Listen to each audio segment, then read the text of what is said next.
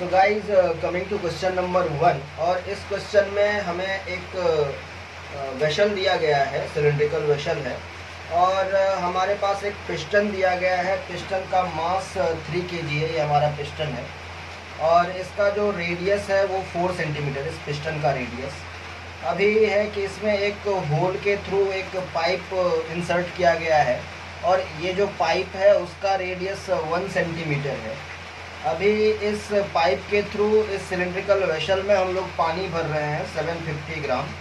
और पिस्टन का लेवल जो बॉटम से है वो कैपिटल एच है, और इस पाइप के अंदर स्मॉल एच हाइट तक पानी भरा हुआ है पिस्टन के ऊपर। तो हमसे यही कैपिटल एच और स्मॉल एच कैलकुलेट करने के लिए बोला जा रहा है। और साथ ही साथ हमें ये भी बताया गया है कि यहाँ पे कोई फ्रिक्शन एक्ट नहीं करता है। तो चलिए सबसे पहले इस क्वेश्चन को सॉल्व करते हैं, और हम लोग सबसे पहले प्रेशर को बैलेंस करेंगे। पिस्टन के इक्विलिब्रियम की मैं बात कर रहा हूँ। तो ये जो पिस्टन है इसमें ऊपर से नीचे की तरफ एटमॉस्फेरिक प्रेशर काम कर रहा होगा, और नीचे से ऊपर की तरफ जो लिक्विड का प्रेशर है वो काम कर रहा होगा। सो let me right P liquid. और साथ ही साथ पिस्टन का जो मास है mg वो भी नीचे काम कर रहा होगा। तो ऑब्वियस सी बात है, for equilibrium the net upward force should be equal to net downward force. तो हम लोग यहाँ पे लिख रहे हैं p atmosphere into the area. अच्छा, ये जो एरिया है इसमें हम लोग पाइप के एरिया को एक्सक्लूड करके रखेंगे। सो p एटमॉस्फेरिक इनटू एरिया, ये डाउनवर्ड फोर्स है, plus mg that will be equal to net upward force, that is the liquid pressure into area। तो इस पॉइंट पे जो लिक्विड का प्रेशर है वो p atmospheric plus rho g into small H हो जाएगा। इस पाइप में जितना h हाइट तक पानी है उसकी वजह से जो प्रेशर में चेंज आएगा उसको कंसिडर करते हुए मैं यहाँ पे लिख सकता हूँ it is p atmospheric plus rho g into small h. ये हमारा इस पॉइंट का प्रेशर हो गया इनटू एरिया। अभी यहाँ पे p atmosphere into area, p atmosphere into area दोनों साइड है, तो मैं इसको यहाँ पे कैंसिल कर देता हूँ।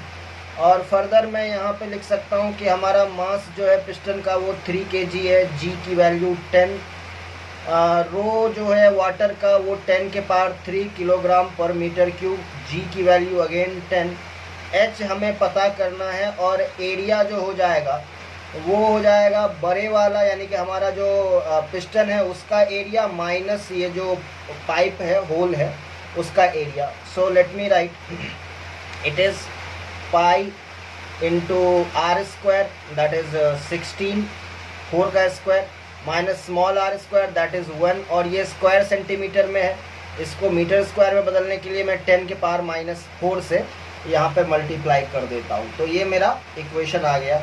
यहाँ पे ये 10 के पावर 3 इंटू 10 के पावर 4 हो गया, और यहाँ पे -4 है, तो मैं ये पूरा कैंसिल कर सकता हूँ। तो यहाँ पे हम लोग देख रहे हैं कि 30 is equal to pi h, और 16 - 1 ये हमारे पास 15 आ रहा है। तो यहाँ से हम लोग एच का जो वैल्यू है वो बता सकते हैं 30 divided by 15 pi, which is equal to 2/पाई, और हमारा आंसर मीटर में है। सो 2/पाई मीटर, ये हमने स्मॉल एच की वैल्यू कैलकुलेट कर ली है। Next I will try to calculate capital H, और इसके लिए मैं बोलूँगा कि वॉल्यूम जो है, वॉल्यूम ऑफ वाटर जो है पिस्टन वाले स्पेस में, पिस्टन के नीचे, और ये जो पाइप में पानी है, इसका जो टोटल वॉल्यूम है वो मिला करके 750 ग्राम वाटर के वॉल्यूम के बराबर होना चाहिए। तो हम लोग पहले तो नेट वॉल्यूम की बात कर लेते हैं।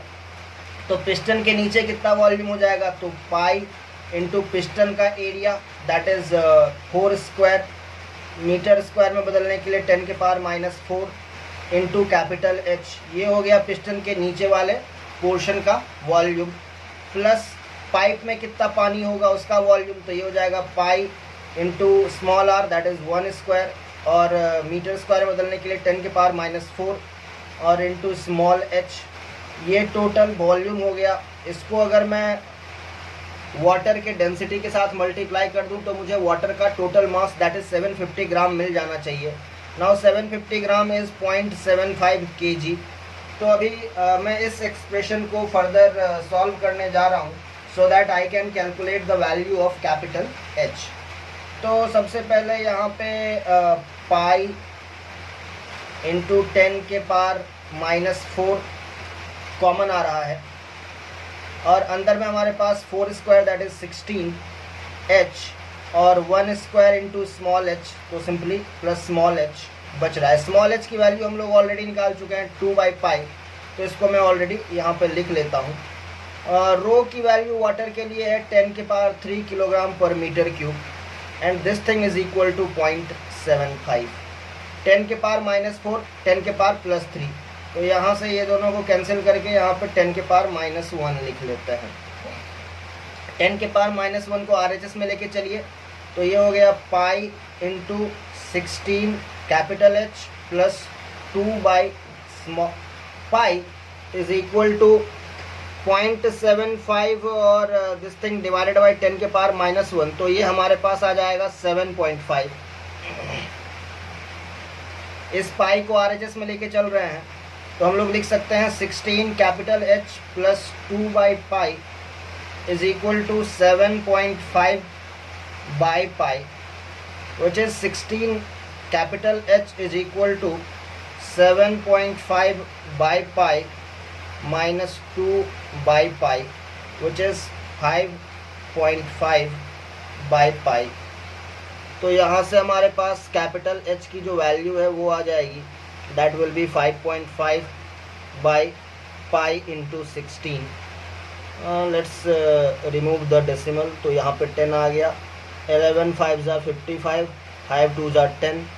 सो यहाँ से हम लोग देख सकते हैं कि कैपिटल H की वैल्यू 11/32 पाई आ रही है। तो इस तरीके से हमने स्मॉल h और कैपिटल H दोनों कैलकुलेट कर लिया and that was the complete solution for question number 1। So guys coming to question number 2, और इसमें हमारे पास एक हेमिस्फेरिकल रिजर्वायर है और हमें इससे स्लोली वाटर को बाहर निकालना है, पंप आउट करना है, और इसके लिए कितना वर्क डन रिक्वायर्ड है ये हमसे पूछा जा रहा है और स्लोली हमें इस काम को करना है without change in the kinetic energy. तो यहाँ पे हम लोग इस चीज़ को कंसिडर कर सकते हैं कि हमारा जो सेंटर ऑफ मास है वो इस पॉइंट से, let us call this point O, वो O पॉइंट से 3r/8 डिस्टेंस पे होगा। So OC will be equal to 3r/8, जैसा कि हम लोग हेमिस्फीयर के केस में जानते हैं सेंटर ऑफ मास का जो फॉर्मूला होता है। तो कहने का मतलब है कि हम लोग सारा पानी जो है ये सेंटर ऑफ मास पे कंसिडर कर सकते हैं और इसका जो चेंज इन एनर्जी होगा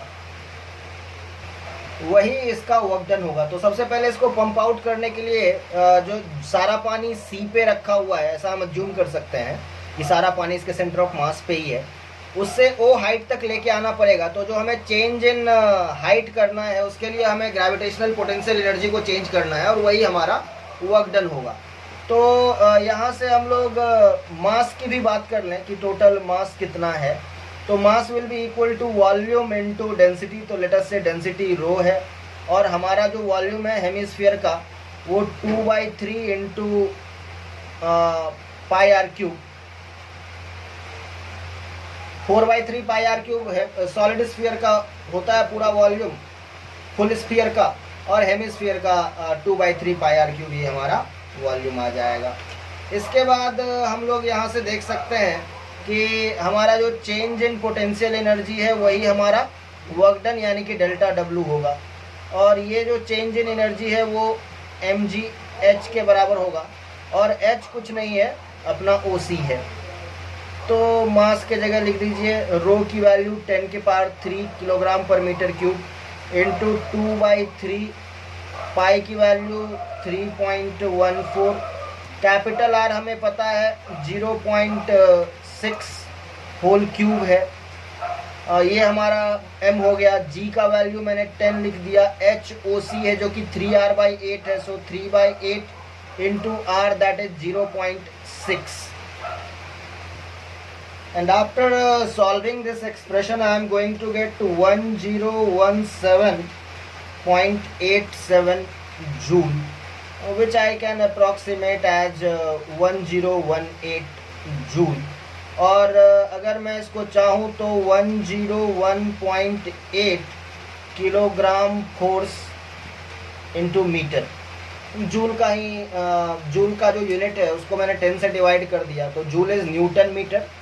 तो न्यूटन को मैं basically 10 newton is equal to 1 kilogram force, g का वैल्यू अगर 10 ले लेते हैं तो from that perspective I can equally write 1018 joule as 101.8 kilogram force metre. So guys coming to question number 3, और इसमें हमारे पास एक स्फेरिकल टैंक बताया गया है, और इस टैंक को हमने हाफ फिल्ड रखा है जिसका रेडियस 1.2 मीटर है, रिलेटिव डेंसिटी 0.8 है, एक्सीलरेशन इसको एक हॉराइजॉन्टल डायरेक्शन में 10 मीटर पर सेकंड स्क्वायर का दिया जाता है। और हमसे यहाँ पे फिर पूछा जा रहा है कि जो इंक्लिनेशन, एंगल ऑफ इंक्लिनेशन हो जाएगा फ्री वाटर सरफेस का, वो कितना हो जाएगा। सॉरी, ऑयल सरफेस है हमारे पास, तो फ्री ऑयल सरफेस का कितना हो जाएगा। तो सबसे पहले हम लोग वाटर के किसी एक पर्टिकुलर मॉलिक्यूल का फ्री बॉडी डायग्राम देखते हैं कंटेनर के फ्रेम ऑफ रेफरेंस में। तो फॉर एग्जांपल मैं अगर इस मॉलिक्यूल की बात करता हूँ तो इसके ऊपर जो फोर्सेज आएंगे, लेट अस से इस मॉलिक्यूल का मास स्मॉल m इंटू जी है, और सिंस मैं इस वाटर मॉलिक्यूल को कंटेनर के फ्रेम ऑफ रेफरेंस में देख रहा हूँ और कंटेनर के पास जो एक्सेलरेशन है वो a है, तो हमें एक स्यूडो फोर्स लगाना पड़ेगा। क्योंकि हम लोग एक non inertial frame of reference में है, एक्सेलरेशन टुवर्ड्स राइट डायरेक्शन है, तो हमारा जो स्यूडो फोर्स है वो टुवर्ड्स लेफ्ट डायरेक्शन में आ जाएगा, and let us call it ma। अभी इन दोनों का जो रिजल्टेंट आ जाएगा लेट अस से वो कुछ इस डायरेक्शन में होगा, and that will be equal to m square root of g square plus a square.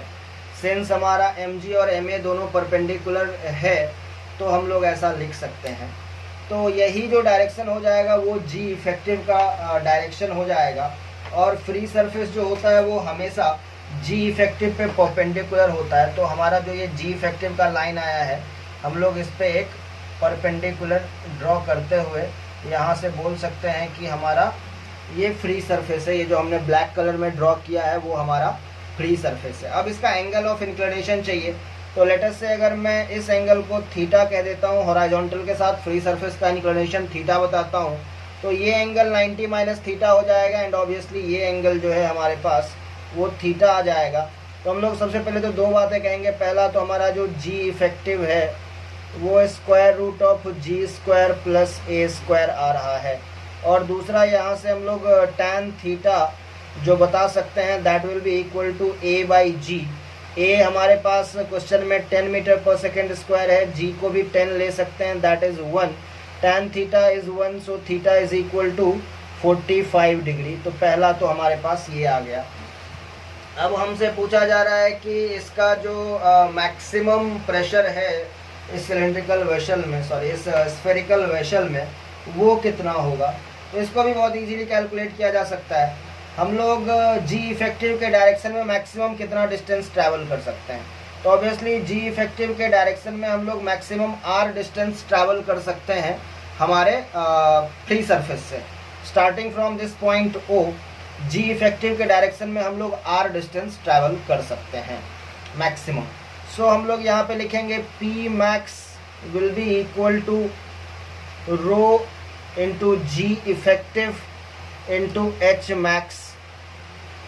तो ऑब्वियस सी बात है, रिलेटिव डेंसिटी 0.8 है। रिलेटिव डेंसिटी को अगर मैं 1000 से मल्टीप्लाई कर देता हूँ, वाटर की डेंसिटी से मल्टीप्लाई कर देता हूँ, तो मुझे एब्सोल्यूट डेंसिटी मिल जाएगी। So 0.8 into 1000 that is density of oil. G effective की बात कर लेते हैं, तो g effective g square is 10 square, a square is also 10 square, और एच मैक्स तो जी इफेक्टिव के डायरेक्शन में हम लोग मैक्सिमम रेडियस जितना डिस्टेंस ट्रैवल कर सकते हैं। So let me write radius 1.2। सो ये 0.8 इंटू 1000 800 आ गया, 10 स्क्वायर प्लस 10 स्क्वायर 200, उसका स्क्वायर रूट तो 10 रूट 2 इंटू 1.2 आ रहा है। सो 1.2 इंटू 10 12 हो गया, 12 इंटू 800, दैट इज 9600 और √2 बच जाएगा. So that is the maximum pressure inside this spherical container. So guys now coming to question number 4. और इस क्वेश्चन में हमारे पास एक टैंक है जिसका डायामीटर 1 मीटर दिया हुआ है और इसको ओमेगा एंगुलर वेलोसिटी के साथ हम लोग रोटेट करवाते हैं. तो हमें ये बताया गया है कि जो वाटर सरफेस है या फ्री वाटर लेवल है वो 45 डिग्री का एंगल बनाता है एट 30 सेंटीमीटर ऑफ रेडियस. तो फिर हमें ओमेगा की वैल्यू सबसे पहले पूछी गई है. तो जैसा कि हम लोग जानते हैं कि एक सिलेंड्रिकल कंटेनर को अगर हम लोग रोटेट करवाएंगे तो उसका जो टॉप मोस्ट वाटर सरफेस होगा वो पैराबोलॉइड बनाएगा. इस चीज़ को कंसिडर करते हुए हम लोग ये कंस्ट्रक्शन कर रहे हैं. और अगेन हम लोग फ्री बॉडी डायग्राम की सहायता से जी इफेक्टिव पता करने की कोशिश करेंगे. तो सबसे पहले हम लोग बोलेंगे कि यहाँ पे एक वाटर मॉलिक्यूल अज्यूम कर लेते हैं जो कि सेंट्रल लाइन से x डिस्टेंस पे है और इस पे जो जो फोर्सेज आ रहे हैं इसको हम लोग देखेंगे. और हमारा जो फ्रेम ऑफ रेफरेंस होगा वो कंटेनर ही होगा. नाउ हम लोग यहाँ पे बोलेंगे कि एक तो इसके ऊपर में mg का फोर्स आ जाएगा और दूसरा जो फोर्स आएगा क्योंकि ये कंटेनर ओमेगा वेलोसिटी के साथ रोटेट कर रहा है तो एक सेंट्रीफ्यूगल फोर्स भी आएगा and that will B m omega square into distance from the central line which is x. So m omega square x. अब इन दोनों का जो रिजल्टेंट फोर्स होगा वो हमारे g इफेक्टिव का डायरेक्शन दे देगा. तो ये हमारा रिजल्टेंट फोर्स हो गया और ये हमारे जी इफेक्टिव का डायरेक्शन हो गया इस पॉइंट पे. तो इस पॉइंट पे जो हमारा वाटर सरफेस होगा वो जी इफेक्टिव वाले लाइन पे परपेंडिकुलर होगा. So let's draw a perpendicular. तो हम लोग बता सकते हैं कि हमारा जो पैराबोलॉइड सरफेस होगा वाटर का उस पे अगर हम लोग टेंजेंट ड्रॉ करें इस पॉइंट पे तो ये टेंजेंट कुछ ऐसा आएगा. लेट अस से ये टेंजेंट पॉजिटिव एक्स एक्सिस के साथ थीटा एंगल बना रहा है तो इसके लिए tan थीटा की वैल्यू dy/dx हो जाएगी as we know. So tan theta will be equal to dy/dx. अभी ये एंगल अगर थीटा है तो ये वाला एंगल 90 माइनस थीटा हो जाएगा और ये वाला जो एंगल है वापस से थीटा हो जाएगा. तो हम लोग बता सकते हैं कि हमारा जो tan थीटा हो जाएगा वो और कुछ नहीं ओमेगा स्क्वायर x/g हो जाएगा. और इसी tan थीटा की जो वैल्यू है वो हमें 45 डिग्री दी हुई है at x equal to 30 centimetre. तो हम लोग वैल्यूज सब्स्टिट्यूट करते हैं. tan 45 is 1. Omega square x जो है वो 30 सेंटीमीटर है that's why 0.3 in metre divided by x मैं कर रहा हूँ. तो हमारे पास ओमेगा स्क्वायर जो है वो आ रहा है 10/0.3 जिसको कि हम लोग लिख सकते हैं 100/3. ये ओमेगा स्क्वायर की वैल्यू है तो यहाँ से हम लोग ओमेगा की वैल्यू बता सकते हैं. 100 का स्क्वायर रूट 10 हो गया और 3 का स्क्वायर रूट 3. तो 10/√3 रेडियन पर सेकंड जो है वो हमारे पास ओमेगा की वैल्यू आ रही है. इसके बाद हमसे पूछा गया है कि वॉल पे हमारा एंगल कितना हो जाएगा, थीटा कितना हो जाएगा. तो इसके लिए हम लोग बोलेंगे कि x का वैल्यू जो है वॉल पे वो रेडियस के बराबर हो जाएगा. So we will say at walls x will be equal to r जो कि हमारा जो डायामीटर है 1 मीटर इसका आधा होगा यानी कि 0.5 मीटर हो जाएगा. तो हमारे पास जो tan थीटा की वैल्यू है वो हमारे पास आ जाएगी omega square which will be equal to 100/3. तो omega square is 100/3 into x की वैल्यू 0.5 है बाई जी जो कि हमारे पास 10 है. ये कैंसिल हो गया. 0.5 इंटू 10 इज़ 5/3. तो यहाँ से हम लोग थीटा बता सकते हैं and theta is going to be tan inverse 5/3. और ये हमारा आंसर है for question number 4. So guys now coming to question number 5. और इस क्वेश्चन में हमारे पास एक बॉल है, सॉलिड बॉल है और उसकी डेंसिटी वाटर की डेंसिटी की हाफ है. तो we can say that density of ball is equal to density of water जिसको मैं सिंपली रो कह रहा हूँ, ρ/2 है. और इसको 19.6 मीटर के हाइट से ड्रॉप किया जाता है एक वाटर सरफेस में. ये बॉल वाटर के अंदर जाता है, एक पर्टिकुलर डिस्टेंस तक जा कर के रुकता है और अगेन ये वाटर सरफेस तक आ जाता है. तो जो सबसे पहला क्वेश्चन पूछा गया है वो हमसे पूछा गया है कि ये वाटर के अंदर किस डेप्थ तक जाएगा।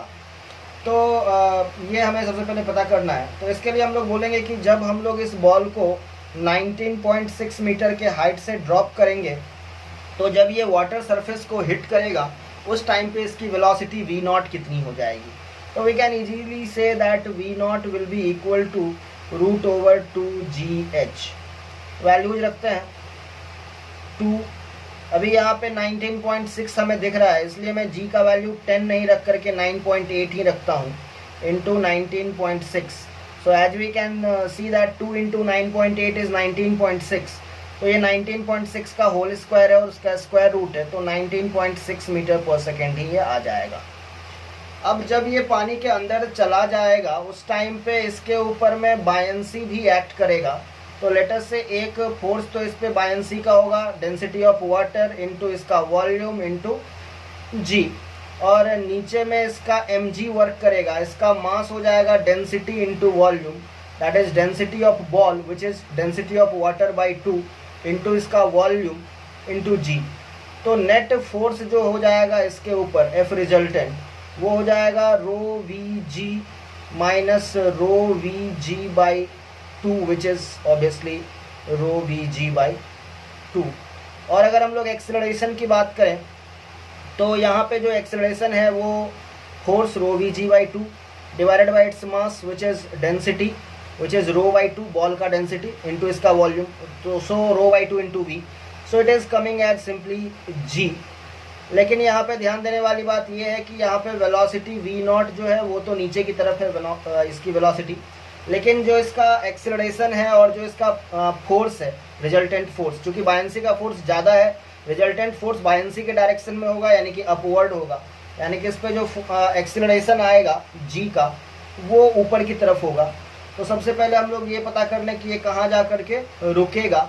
तो इसके लिए हम लोग यूज कर सकते हैं v square is equal to u square plus 2as।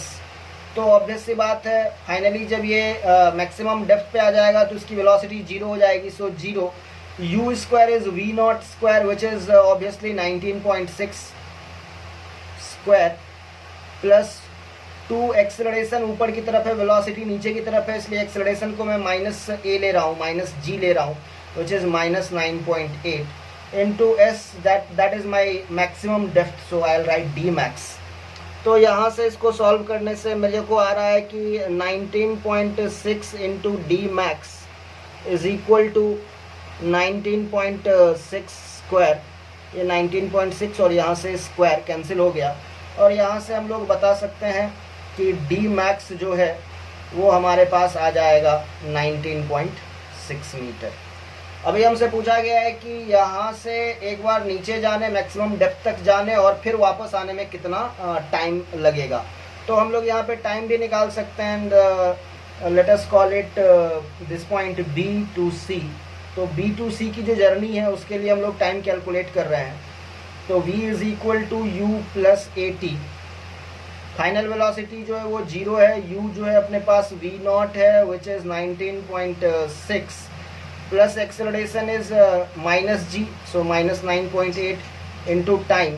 इसको कैलकुलेट करेंगे तो यहाँ से हमारे पास टाइम जो है वो आ जाएगा 2 सेकेंड एंड जितना टाइम B से C तक जाने में लगेगा उतना ही टाइम C से B तक आने में भी लगेगा, but let us calculate that also. So C से B तक जाने का टाइम कैलकुलेट करना है, तो मैं लिख रहा हूँ S is equal to UT plus half AT square.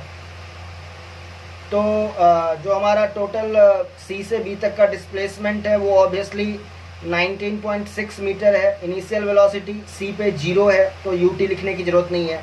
Half A इस बार एक्सेलरेशन ऊपर की तरफ ही है और वेलोसिटी भी ऊपर की तरफ ही है, तो एक्सेलरेशन को पॉजिटिव लेते हैं, 9.8 लिखते हैं इंटू T स्क्वायर। तो यहाँ से भी हम लोग देख ही सकते हैं कि T इक्वल टू 2 सेकेंड ही आ रहा है। So that was kind of obvious. तो जो हमारा टोटल टाइम आ जाएगा B से C और वापस B तक जाने में, B से C और वापस B तक जाने में, तो ये जो टोटल टाइम आ रहा है हमारे पास वो 2 second plus 2 second that is 4 second आ रहा है, and that is the complete answer for question number 5।